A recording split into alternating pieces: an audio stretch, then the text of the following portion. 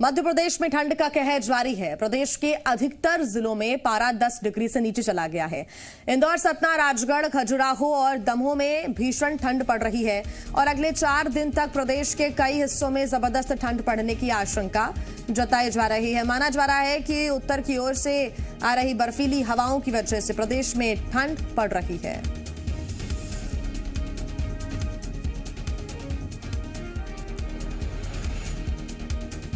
तो मध्य प्रदेश में ठंड का कहर लगातार जारी है और कोहरे की वजह से भी काफी दिक्कतें यहां पर यात्रियों को भी हो रही है। साथ ही सुबह सुबह जो आवागमन कर रहे हैं गाड़ी के सहारे, उनको काफी दिक्कतों का सामना करना पड़ रहा है क्योंकि जीरो विजिबिलिटी कई क्षेत्रों में नजर आ रही है। ऐसे में जो हादसों का आंकड़ा है वो भी बढ़ रहा है कोहरे की वजह से। दूसरी बात ये कि अलाव का सहारा लोग ले रहे हैं ताकि अपने आप को ठंड से बचाया जा सके। प्रदेश के अधिकतर जिलों में पारा क्योंकि 10 डिग्री से नीचे जा चुका है। इंदौर, सतना, राजगढ़, खजुराहो और दमोह में भी भीषण ठंड पड़ रही है।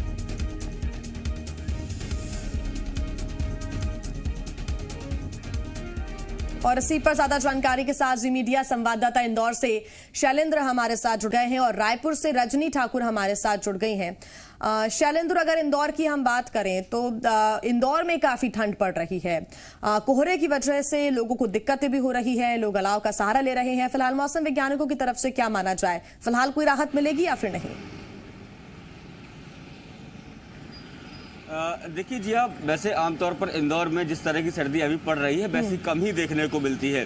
अगर हम बात करें पिछले 2 महीने को की तो दिसंबर का आखिरी सप्ताह जो है वो यहाँ के लोगों को कपा गया था क्योंकि उस समय भी तापमान लगभग 5 डिग्री के आसपास आ गया था और सर्द हवाएं जो है वो लोगों को परेशान कर रही थी। और वही परिस्थितियां अब एक बार फिर जनवरी एंड में सामने आ गई। पिछले 2 दिन से लगातार सर्द हवाएं यहाँ चल रही है जिसके चलते तापमान जो है वो रात का तापमान न्यूनतम जो है वो 7 डिग्री तक पहुंच गया है और दिन में भी लगातार जो है वो सर्द हवाएं चल रही हैं। अगर दूसरी तरफ कोहरे की बात करें तो शहरी इलाकों में तो कोहरे का असर देखने को नहीं मिलता है, लेकिन ग्रामीण इलाके में जो है वो कोहरे का असर साफ तौर पर देखा जा रहा है। कल ही जिस तरीके से मानपुर थाना इलाके के में एक सड़क हादसा हो गया था, उसके पीछे कारण यही बताया जा रहा था कि कोहरा काफ़ी घना था और एक आगे ट्रक जा रहा था वो दिखाई नहीं दिया, पीछे से बाइक सवार उसमें भिड़ गया था। तो इस तरह की घटनाएं भी अब सामने आ रही हो, न केवल इंदौर बल्कि आसपास के जिलों की बात करें, चाहे उज्जैन की बात करें, आगर मालवा की बात करें या निमाड़ के जो जिले हैं उनकी बात करें, वहाँ भी लगातार जो है वो सर्द हवाएं लोगों को परेशान कर रही हैं। और मौसम विभाग का अनुमान है कि आने वाले 2 से 3 दिन तक इसी तरीके की सर्दी का सामना इंदौर वासियों को और अंचल वासियों को करना पड़ सकता है। जी बिल्कुल शैलेंद्र, आप बने रहिए हमारे साथ। रायपुर से रजनी ठाकुर हमारे साथ जुड़ी हुई हैं। रजनी, रायपुर और आसपास के क्षेत्रों की बात करें, ओवरऑल छत्तीसगढ़ की बात करो तो यहाँ पर बहुत ज्यादा ठंड नहीं पड़ती है और जनवरी के एंड तक लगभग ठंड खत्म हो जाती है। छत्तीसगढ़ के अंदर गर्मी जैसा जो मौसम है वो आ जाता है, लेकिन अभी अमूमन कई क्षेत्रों में हम स्थितियां बदली हुई देख रहे हैं। कई जगह पर अभी भी ठंड कम होने का नाम नहीं ले रही है। संक्रांति चला गया है, लोगों को उम्मीद थी कि इसके बाद ठंड कम होगी, लेकिन अभी भी कई क्षेत्रों में वही ठंड बरकरार है। क्या स्थिति? बिल्कुल जी, आपने बिल्कुल ठीक कहा कि छत्तीसगढ़ में हालांकि ठंड बहुत कम पड़ती है और अभी तक जो प्रदेश के ज्यादातर इलाके हैं, खासतौर से जो मैदानी इलाके हैं, वहां से ठंड जा चुकी है। ठंड इस वक्त नहीं है। दक्षिणी छत्तीसगढ़, बस्तर का जो इलाका है, सरगुजा का जो इलाका है, वहां जरूर अभी भी ठंड पड़ रही है, लेकिन कल रात से मौसम बदला है। कल रात से प्रदेश के कई हिस्सों में बारिश हुई है और घना कोहरा भी है। राजधानी रायपुर से लगे हुए जो इलाके हैं वहां पर भी मौसम में बदलाव दिख रहा है। इसके अलावा छत्तीसगढ़ के बाकी जो जिले हैं वहां पर भी मौसम बदला है और कई जगहों से बारिश होने की सूचना जो है वो आ रही है। हालांकि ये चिंता की भी बात है क्योंकि इस वक्त धान खरीदी चल रही है, अपने अंतिम चरण में है और अलग अलग धान संग्रहण केंद्रों में, खरीदी केंद्रों में धान रखे गए हैं और ऐसे में जिन केंद्रों में पर्याप्त व्यवस्था नहीं होगी वहां पर धान के खराब होने की भी संभावना है। अचानक बारिश की वजह से कई जगहों से ऐसी तस्वीरें आएंगी अभी कुछ समय में कि धान खराब हो रहा है या धान भीग गया है। तो ये फिलहाल चिंता बढ़ाने वाली ही बात है, लेकिन ये जरूर है कि एक बार मौसम फिर सुहाना हो गया है और जिस ठंड की उम्मीद रहती है छत्तीसगढ़ के लोगों को, रायपुर के लोगों को, वो ठंड पिछले कुछ घंटों से यहाँ पर महसूस हो रही है। बिल्कुल रजनी, आप बने रहिए हमारे साथ। हालांकि ये जरूर हम कह सकते हैं कि मौसम का मिजाज बदला हुआ है और किसी भी बात की संभावना हम व्यक्त नहीं कर सकते। ये नहीं कह सकते कि मौसम एकदम साफ हो जाएगा। कभी भी कोई भी स्थितियां बन रही हैं। ये बड़ा ही आश्चर्य वाला जो मौसम है वो बना हुआ है। ग्वालियर लिए चलते हैं दर्शकों को। ग्वालियर से वैभव हमारे साथ जुड़ गए हैं। वैभव, ग्वालियर की बात करें, क्योंकि उत्तर प्रदेश से, झांसी से सटा हुआ ये इलाका है और यहाँ पर भी ठंड बहुत ज्यादा पड़ रही है। हालांकि यहाँ पर गर्मी भी उतनी ही पड़ती है, लेकिन अगर हम ग्वालियर वासियों की बात करें तो फिलहाल कोहरा हो या फिर असमय बारिश हो, इससे यहाँ के लोगों को जूझना पड़ रहा है। क्या स्थिति है अभी? बिल्कुल जी, देखिए आप ठीक कह रही हैं, उत्तर प्रदेश से सटा हुआ इलाका और इस समय जो ग्वालियर की स्थिति है मौसम को लेकर खास तौर पर एकदम कपकपा देने वाली ठंड है। पिछले दिनों जब यहाँ कोहरा पड़ा था तो कहीं ना कहीं जो शीतलहर थी, जो ठंडी हवाएं थी, उस वजह से जो सर्दी थी वो लोगों को कम लगी। लेकिन अब जब कोहरा छट गया है, शीतलहर चल रही है। खास तौर पर जो मौसम वैज्ञानिक हैं उनका ये दावा है कि उत्तरी मैदान की जो इलाके से ठंडी हवाएं आ रही हैं उस कारण ये सर्दी बनी हुई है और आने वाले 2 या 4 दिन तक इस तरह का माहौल बना रहेगा। देखिए, ग्वालियर चंबल खास तौर पर अपनी सर्दी के लिए और गर्मी के लिए, दोनों के लिए ही पहचाना जाता है। तो ऐसे में जब सर्दी का माहौल है तो एकदम कपकपा देने वाली सर्दी यहाँ पर खास तौर पर दिख रही है। पूरा ग्वालियर चंबल अंचल के जो करीब 7 से 8 जिले हैं वहाँ पर रात का तापमान करीब 5 डिग्री के आसपास बना हुआ है। देखिए, दतिया, भिंड, शिवपुरी, यहाँ पे करीब 4 डिग्री के आसपास रात का तापमान रहा। तो ऐसे में अंदाज लगाया जा सकता है कि जो ग्वालियर वासी हैं इस समय किस तरह की ठंड महसूस कर रहे होंगे। हालांकि अभी ये ठंड जाने वाली नहीं है, आने वाले 2 या 3 दिनों तक कुछ इसी तरह का माहौल रहने वाला है। जी बिल्कुल। और शैलेंद्र लगातार हमारे साथ जुड़े हुए हैं। शैलेंद्र, अगर हम इंदौर की बात करें तो इंदौर, भोपाल, आसपास के क्षेत्र मध्य प्रदेश के मिडिल एरिया में आते हैं, जहां पर गर्मी और सर्दी और बारिश तीनों ही मौसम बड़े ही बैलेंस्ड में होते हैं। लेकिन इस बार सर्दी का सितम बहुत ज्यादा नजर आ रहा है। ऐसा लग रहा है कि ठंड खत्म होने का नाम ही नहीं ले रही है। जनवरी के एंड में, फरवरी की शुरुआत में यहां पर धूप निकलने लगती है, लोगों को राहत मिलने लगती है, लेकिन वो राहत फिलहाल नहीं है। देखिए, बिल्कुल जो इंदौर वासी हैं वो इसी बात को लेकर आश्चर्यचकित है कि आमतौर पर इंदौर में इस तरह की सर्दी देखने को नहीं मिलती है। हालांकि दिसंबर एंड में जब सर्दी पड़ी थी तो लगा था कि कुछ बहुत सालों बाद जो है इस तरह की सर्दी पड़ी है। जो स्थानीय लोग हैं वो बता रहे थे कि 8 से 10 साल बाद इस तरह की सर्दी पड़ी है, 3 से 4 दिन लगातार उन्हें सर्दी का सामना करना पड़ा हो। लेकिन ये इंदौर वासियों को कतई उम्मीद नहीं थी कि जनवरी जो है वो जाते जाते इस तरीके से सर्द हवाएं वहाँ पर उनको कपा जाएंगी। और जिस तरीके से पहाड़ी इलाकों में बर्फबारी हो रही है उसका जो असर है वो यहाँ पर सीधा सीधा देखने को मिल रहा है। लेकिन ये आमतौर पर इस तरह की मौसम यहाँ देखा नहीं जाता था, क्योंकि अगर जनवरी लास्ट तक की बात करें तो लगभग सर्दी यहाँ से विदा हो चुकी होती थी। लेकिन इस बार जो है वो कहीं ना कहीं अभी भी सर्दी डेरा डाले हुए, और बीच में जैसे मौसम एकदम साफ हो गया था, गर्मी पड़ने लगी थी, टेम्परेचर एकदम नॉर्मल हो गया था, लोगों ने स्वेटर पहनना बंद कर दिए थे। लेकिन अचानक से जो सर्द हवाएं आई हैं उसके बाद फिर से लोग जो है स्वेटर निकाल लिए हैं, लोग जैकेट्स पहनकर निकल रहे हैं। सुबह घर से बाहर निकलने से थोड़ा सा कतरा रहे हैं, और दिन में भी जब निकल रहे हैं तो स्वेटर और जैकेट्स पहनकर ही निकल रहे हैं, क्योंकि अचानक से मौसम में परिवर्तन हो जाता है और दोपहर में भी उन्हें सर्दी का एहसास होने लगता है। बिल्कुल शैलेंद्र, आप बने रहिए। प्रशासन की क्या तैयारियां, एक बार हम वैभव से भी पूछ लेते हैं। वैभव, प्रशासन की तरफ से क्या तैयारियां फिलहाल ग्वालियर चंबल संभाग में नजर आती है?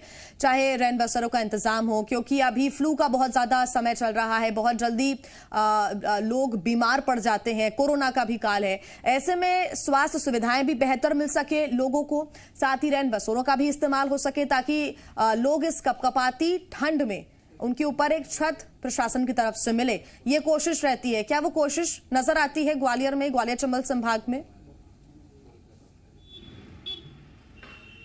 बिल्कुल जी, देखिए हर साल की तरह इस बार भी जो जिला प्रशासन है, नगर निगम है, उसने रैन बसेरों में जगह जगह अलाव जलाने की व्यवस्था की है। लेकिन जो सर्दी है वो इस कदर है कि अलाव और जो रैन बसेरे हैं वो मुनासिब नहीं है इस समय कह सकते हैं, क्योंकि देखिए सर्दी का जो पारा है खास तौर पर 4 डिग्री 3 डिग्री और कई बार तो ये 2 डिग्री तक चला गया। तो ऐसे में अनुमान लगाया जा सकता है कि जो व्यवस्था है वो उतनी मुकम्मल नहीं हो पाती है। हालांकि जो जिला प्रशासन या नगर निगम वो अपने स्तर पर व्यवस्थाएं करता है, लेकिन ग्वालियर चंबल में खास तौर पर इस तरह की सर्दी अभी देखिए जानकारी ऐसी भी आ रही है कि आज का जो पारा है वो पिछले 11 सालों की अगर हम तुलना करें तो वो रिकॉर्ड टूटा है। तो कहीं ना कहीं लगभग 5 डिग्री के आसपास रात का तापमान रहा। वही दिन की अगर हम बात करें तो दिन में भी यही पारा लगभग 17 से 18 डिग्री रहता है। देखिए कभी बीच में ऐसा मौसम भी अभी हाल ही में हमने देखने को मिला था जब दोपहर के वक्त लोगों को गर्मी लगने लगी थी, लेकिन जब मकर संक्रांति के बाद से दोबारा सर्दी लौट कर आई हो तो ऐसे में उम्मीद ये जताई जा रही थी कि मकर संक्रांति के बाद आमतौर पर सर्दी कम हो जाती है, दिन बड़े हो जाते हैं, लेकिन इस समय स्थिति उल्टी है। सर्दी दोबारा से लौट कर आई है और दिन में जो गर्मी का एहसास पिछले दिनों हो रहा था वो फिलहाल टल गया है और अभी भी दिन के समय भी लोग जैकेट्स पहनकर निकल रहे हैं और खासी सर्दी का अनुभव कर रहे हैं। बिल्कुल, रायपुर से रजनी हमारे साथ लगातार जुड़ी हुई है। रजनी, जैसा कि आपने जिक्र भी किया था कि कई जगह पर जो धान है वो अभी बड़ी मात्रा में रखा हुआ है, क्योंकि सबसे ज्यादा दिक्कत अगर अभी छत्तीसगढ़ वासियों को खरीदी केंद्रों में अगर फेस करनी पड़ रही है तो वो धान का उठाव ही है।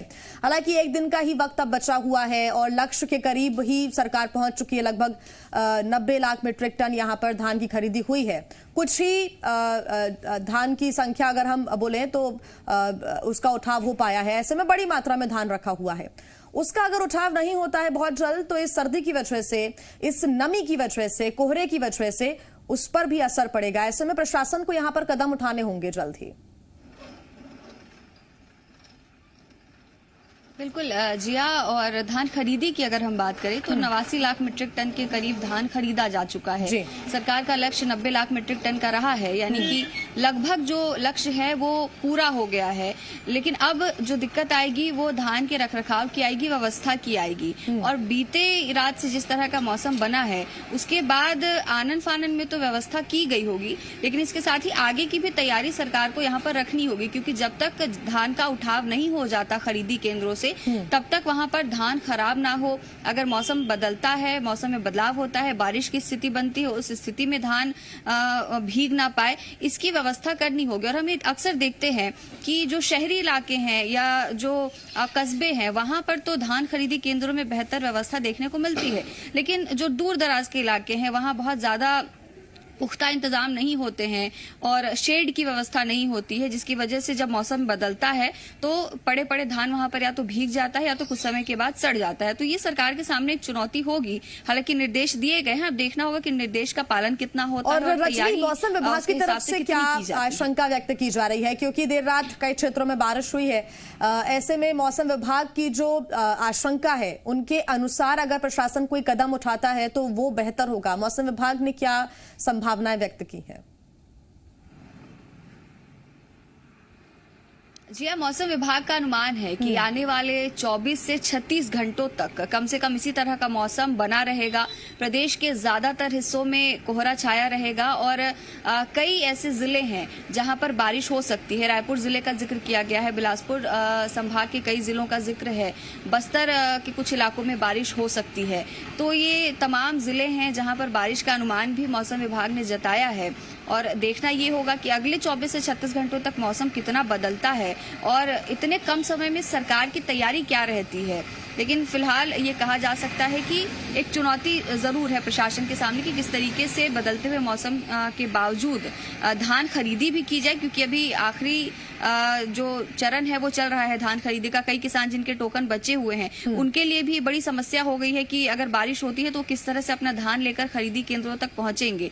तो कहीं ना कहीं किसानों के लिए भी एक मुसीबत ही है जिस तरह से मौसम अचानक बदला है। बिल्कुल रजनी, आप बने रहिए हमारे साथ। इंदौर से शैलेंद्र हमारे साथ लगातार जुड़े हुए हैं। शैलेंद्र, यहाँ पर हम प्रशासनिक तैयारियों की बात करें तो धरातल पर क्या नजर आता है, क्योंकि इंदौर एक तरफ इन तैयारियों के लिए नंबर 1 जाना जाता है, स्वच्छ भारत के लिए नंबर 1 जाना जाता है, लेकिन कभी कभी स्वास्थ्य सुविधाओं को लेकर पिछड़ता हुआ भी नजर आता है। फिलहाल क्या तैयारियां प्रशासन की तरफ से?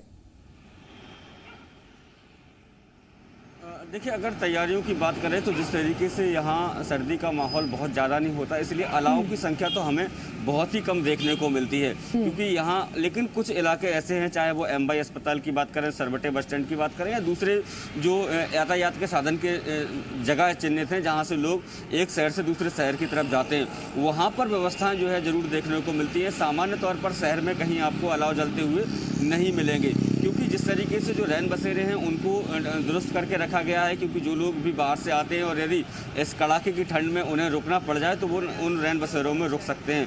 और वही अगर वो सड़क किनारे बैठे हुए हैं या फिर बस स्टैंड या रेलवे स्टेशन पर अगर उनको रात बितानी है तो उनके लिए अलाव की व्यवस्था जो है वो फिलहाल यहाँ नज़र आ रही है, लेकिन आमतौर पर शहर में आपको अलाव देखने को नहीं मिलेंगे।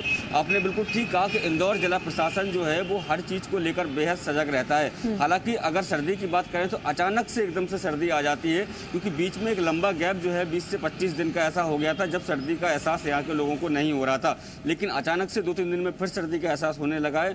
तो निश्चित तौर पर इस सर्दी को देखते हुए स्थानीय प्रशासन जो है अपने स्तर पर बेहतर इंतजाम करने का प्रयास कर रहा है। जी बिल्कुल शैलेंद्र, बहुत धन्यवाद आपका हमारे साथ जुड़ने के लिए, तमाम जानकारी के लिए। रजनी आपका भी बहुत धन्यवाद, वैभव आपका भी बहुत धन्यवाद। तो सर्दी का सितम लगातार मध्य प्रदेश और छत्तीसगढ़ में जारी है।